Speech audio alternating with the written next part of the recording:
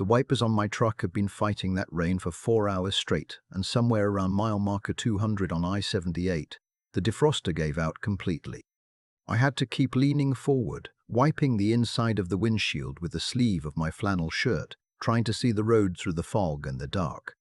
My left knee was screaming. It always does when the weather turns like that. The doctor calls it moderate to severe osteoarthritis, which is just a fancy way of saying that cold and damp go straight into the joint like a knife.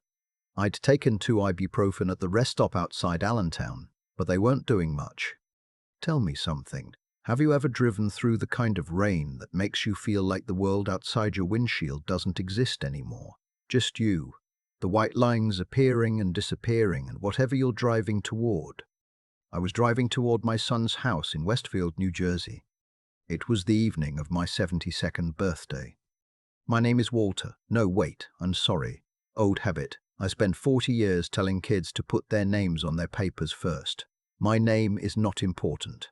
What matters is what happened when I got there, what I heard before I even knocked on the door.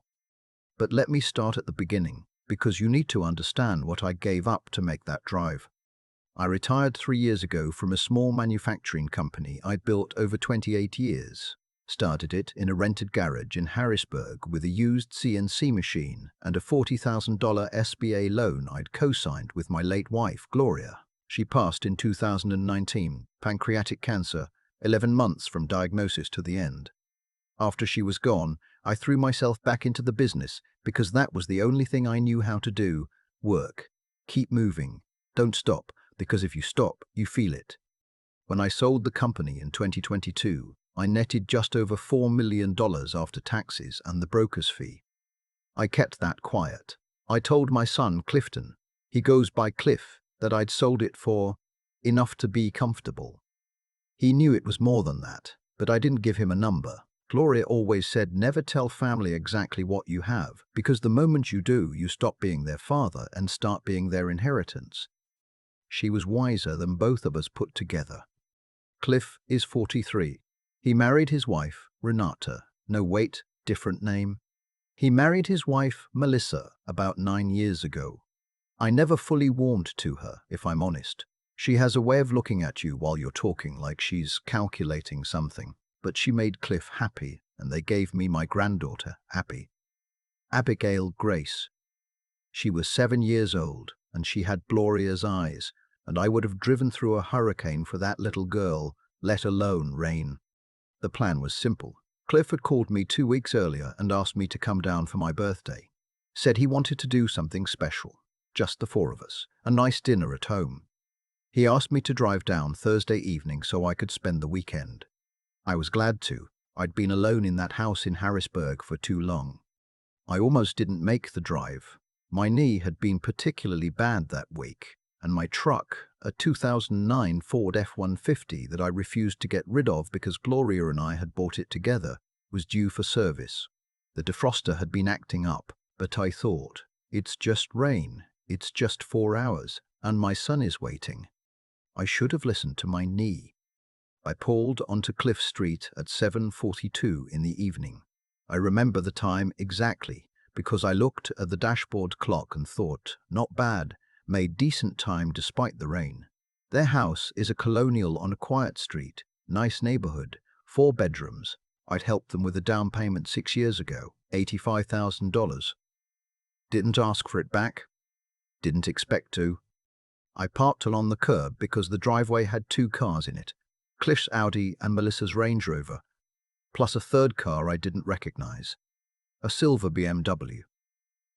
I thought maybe they'd invited another couple, which was fine. I grabbed my overnight bag from the back seat and walked up the front path. That's when I heard them. The front window of the living room was cracked open about 2 inches, probably to let out the heat from cooking, I don't know. But sound carried. I could hear voices clearly, 2 of them. And neither one was my granddaughter's. It was Melissa's voice first. She said, he's not going to know what hit him. By the time he figures it out, it'll already be done. I stopped walking. Cliff laughed, not his regular laugh, a different one, shorter, tighter, the kind of laugh that's really just agreement wearing a disguise. He said, "As long as Gerald has everything ready to sign Saturday morning, we're fine." Melissa again. "He trusts you completely, that's the whole point. He'll sign whatever you put in front of him." I stood on that front path in the rain, my bag in my hand, my knee throbbing, and I felt something happen in my chest that I don't have a good word for. It wasn't quite pain. It wasn't quite surprise. It was more like recognition, like some part of me had known this was coming for a long time and had just been waiting for the confirmation. I did not knock on the door. I walked back to my truck, put my bag in the back seat, and sat behind the wheel for a long moment. The rain was still coming down. My knee was still screaming, and I was thinking about Gloria, about what she'd said, about fathers and inheritances, and the moment you become a number instead of a person. I drove to the Marriott on Route 22 and checked in under my name. I paid cash. Then I called my attorney. His name is Stuart Boyle. He's been my lawyer for 19 years, handled the business sale, handled Gloria's estate. I trusted him the way you trust a doctor who's seen you at your worst. I called his cell because that's the kind of relationship we had, and he picked up on the third ring. I told him what I'd heard, word for word. There was a pause on his line. Then he said, "Walter, what do you want to do about it?" And I said, "I want to understand exactly what they're trying to do before I do anything at all." Stuart started asking questions, methodical ones, the way he always did. Who was Gerald? I said I didn't know, but the silver BMW in the driveway probably belonged to him. Stuart said that if they were planning to have me sign documents Saturday morning, that meant they likely had something drafted already, power of attorney, a deed transfer, possibly a revision to a trust or a will if I had one in Cliff's name. I did have one. Gloria and I had set up a revocable living trust years ago. After she died, I'd updated it to make Cliff the primary beneficiary of the residual estate. The house in Harrisburg, which was paid off and worth about $430,000, plus whatever liquid assets remained after my expenses. Stuart said, "They may be trying to get you to sign over control of the trust while you're still living, or they may be after the house specifically. Either way, if you sign anything Saturday, it'll be very difficult to undo." I said, "I'm not signing anything Saturday." He said, "Good. Now here's what I think you should do. I want to be clear about something. I'm not a vindictive man. I don't enjoy conflict. I spent my whole life trying to keep things quiet, keep things steady, avoid the kind of scenes my own father used to make when I was a boy. So what I decided to do over the next 48 hours had nothing to do with anger and everything to do with clarity. I needed to know the truth, and I needed Cliff to face it, not because I wanted to humiliate him, but because I could not imagine spending whatever years I had left pretending I didn't know. I called Cliff from the hotel room that night at 9 o'clock. I told him the rain had gotten bad and I'd decided to stop early and get a room, that I'd be there in the morning. He sounded relieved, actually, which told me something. He said, "Great, Dad. Get some rest. We'll have breakfast ready." I lay on the hotel bed with the television off and thought about the years. I thought about the summer Cliff was 9 and he'd broken his arm falling out of the oak tree in the backyard. And I'd sat with him in the ER for 4 hours. And on the way home he'd fallen asleep in the passenger seat with his casted arm in my lap. I thought about his college graduation, the handshake that turned into a hug, the way he'd looked at me over his mother's shoulder when she was crying. I thought about the night Gloria died, how Cliff had flown in from Newark and sat on the edge of the hospital bed and held his mother's hand and didn't say a word for an hour. I thought about Abby. I thought about her running across my yard in Harrisburg last Thanksgiving, in her red coat, and the way she'd grabbed my hand and pulled me toward the garden because she'd found something. A turtle, it turned out. Just a small painted turtle moving slow through the frost-dead grass.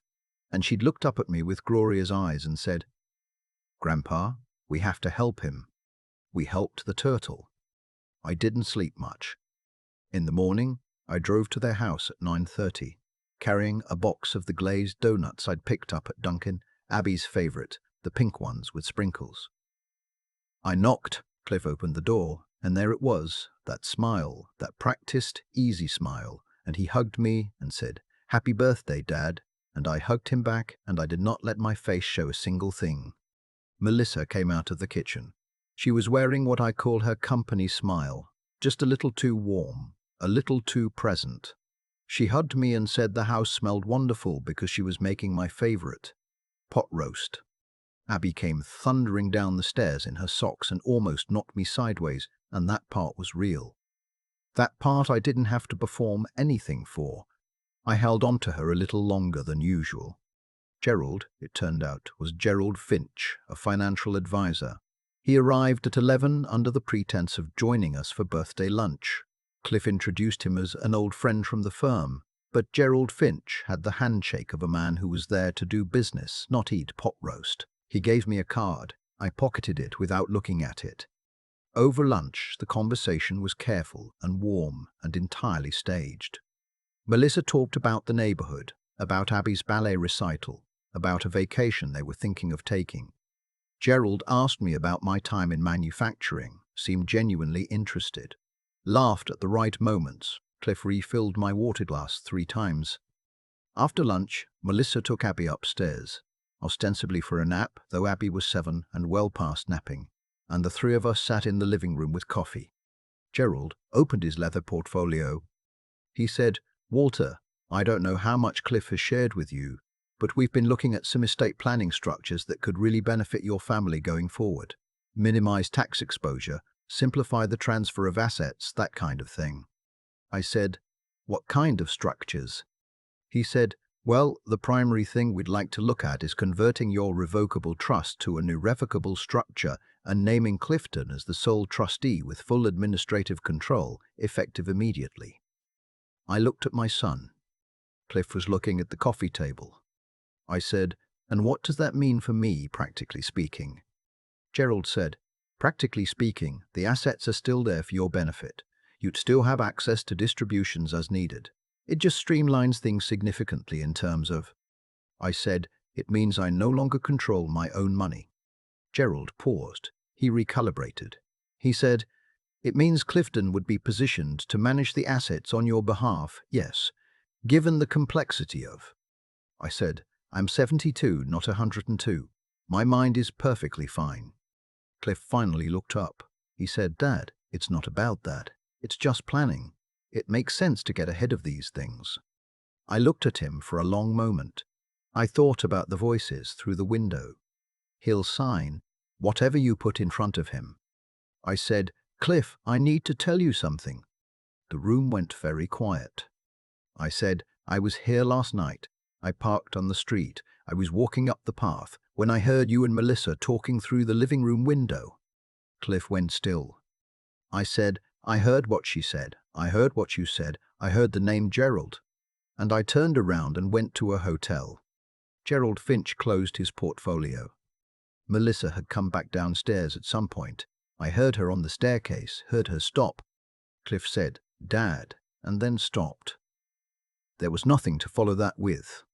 I said, "I called Stuart Boyle that night. He's been my attorney for 19 years. I want you to know that on Friday morning, Stuart filed an amendment to my trust. Gerald is no longer relevant to any of this." Cliff's face did something complicated. The practiced warmth was gone. What replaced it was harder to name. Shame, maybe, or panic. Or some combination I didn't have a word for. Melissa came the rest of the way down the stairs. She stood in the doorway of the living room with her arms crossed. I said, "I'm not going to pretend I understand it. I've been going over it in my head since Thursday night, and I still can't fully get there. I helped you with the down payment on this house. I paid for Abby's school. I have never once made you feel like you needed to take anything from me, because there was never a question that what I have would go to you and to her." Cliff said, "Dad, I can explain."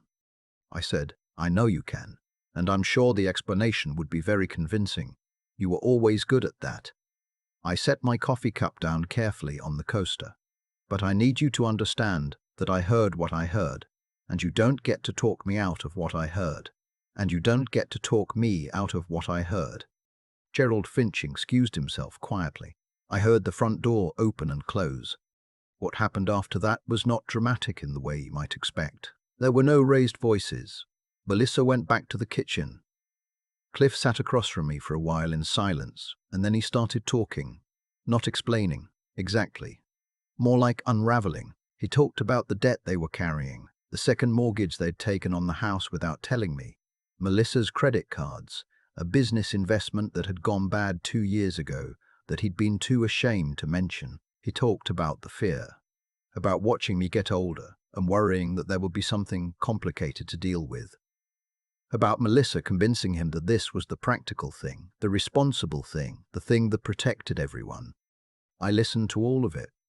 When he finished, I said, "Why didn't you just ask me?" He didn't have an answer for that.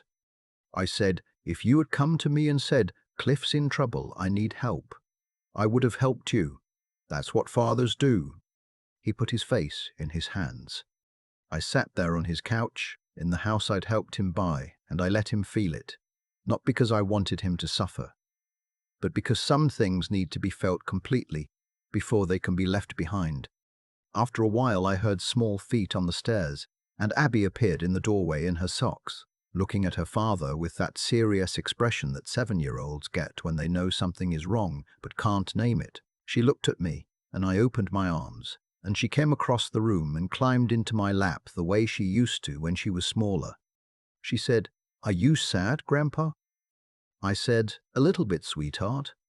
She leaned her head against my chest and said, "I'll stay with you then." And that, more than anything, was what I needed to hear. I stayed through Sunday, not because things were fixed. They weren't, not even close. The conversation with Cliff and Melissa was ongoing and unresolved, and probably would be for a long time. But I stayed because Abby asked me to read to her before bed on Saturday night, and I read her 2 chapters of Charlotte's Web, and at the part where Charlotte tells Wilbur that she is his friend, Abby looked up at me with glorious eyes and said, "That's the best thing, isn't it, Grandpa, to have a friend who stays?" I said yes. I said that was the best thing. On Sunday afternoon, I drove back to Harrisburg alone in my old truck. My knee was still bad. The radio was playing something I didn't know, some country station out of Philadelphia, and I drove the 4 hours in a kind of silence that was different from the silence I'd driven down in, heavier in some ways, but cleaner. I called Stuart on Monday morning. I told him to begin the process of restructuring the trust entirely. Cliff's name would remain, because he was still my son, and Abby was still my granddaughter, and I was not going to punish a 7-year-old for her parents' choices. But the provisions would change. A professional trustee would manage the assets until Abby turned 25. No direct transfers to Cliff or Melissa without Abby's benefit as the demonstrable purpose. The house in Harrisburg would go to a local land trust I'd been involved with for years, with a life estate reserved for me. Stuart asked if I was sure. I said I'd never been more sure of anything since I signed my first business loan at 41 years old. There are things you find out late in life that you wish you'd found out differently, not that you wish you didn't know them. The truth is always better than the alternative, even when it cost you something. But you wish the knowing had come some other way, some gentler way. I wish my son had come to me instead of planning in a living room with the window cracked open. I wish I hadn't had to stand in the rain on my own birthday and hear my child talk about me like I was a problem to be managed. But I am still here. I am still standing. And this past Thanksgiving, Abby drew me a picture at school, one of those hand turkeys, the kind where you trace your hand and add feathers, and she wrote on it in her uneven second-grade handwriting, "For Grandpa who always stays." I have it on my refrigerator. I look at it every morning when I get my coffee, and I think about a small painted turtle moving through frost-dead grass, and a little girl in a red coat who believed that you stop and help the things that need helping, no matter what it costs you. She got that from Gloria. I hope she never loses it. There's a picture on my refrigerator right now, a hand turkey, the kind second graders make by tracing their fingers and coloring in the feathers. Abby made it for me last Thanksgiving. She wrote on it in her uneven handwriting, "For Grandpa who always stays." I look at it every morning when I get my coffee, and every morning I think about what it cost me to earn those words. People talk about betrayal like it's something that happens to you all at once, like a door slamming shut. But that's not how it felt standing on that front path in the rain, hearing my son's voice through a cracked window. It wasn't a sudden thing. It was more like a slow recognition, like something I'd half known for a long time finally had a shape, finally had words attached to it. And the question wasn't whether I'd been hurt. Of course I had. The question was what kind of man I was going to be about it. I thought a lot about why things went the way they did, not just what Cliff did, but how we got to a place where he could even consider doing it. And I think the honest answer is that I made it too easy to take me for granted. I gave without conditions. I helped without being asked. I absorbed every difficulty quietly, the way I'd been raised to do, because I thought that was what a good father looked like. What I didn't understand until that night in the Marriott, lying on top of the covers with the television off, was that unconditional giving without honest conversation isn't love, it's avoidance. I was avoiding the harder thing, which was sitting across from my son and asking him directly, "Are you okay? And are we okay? And what do you actually need from me?" That's the part that required something I hadn't fully developed until late in life, the willingness to look at a situation clearly, without softening it, and make a decision based on what was actually true, rather than what I wanted to be true. Cliff needed money. He was drowning in debt he was too ashamed to name. And instead of coming to me, he let himself be talked into something that would have cost both of us far more than the money. It would have cost us the ability to look each other in the eye. I don't think he's a bad man. I think he was a frightened one. And I think fear, when you let it make your decisions, has a way of making you into someone you wouldn't recognize on a good day. What I'm most grateful for, and I don't say this easily, is that I found out while there was still time to do something about it. I was still standing. My mind was still sharp. I still had Stuart, and I still had enough clarity to make the call that night, instead of walking through that door and signing my own life away over pot roast. There's a kind of strength that doesn't look like strength from the outside. It's not the kind that raises its voice. It's the kind that drives 4 hours in the rain, hears the worst thing imaginable, and then quietly goes to a hotel and picks up the phone and says, "I need to understand exactly what they're trying to do before I do anything at all." That's the strength I'm most proud of. Not the confrontation, the pause before it. Abby asked me if I was sad. I told her a little bit. She said she'd stay with me. She got that from her grandmother, that instinct to stay with the things that are hurting. To not look away. I hope she carries it her whole life because it's the rarest thing I know.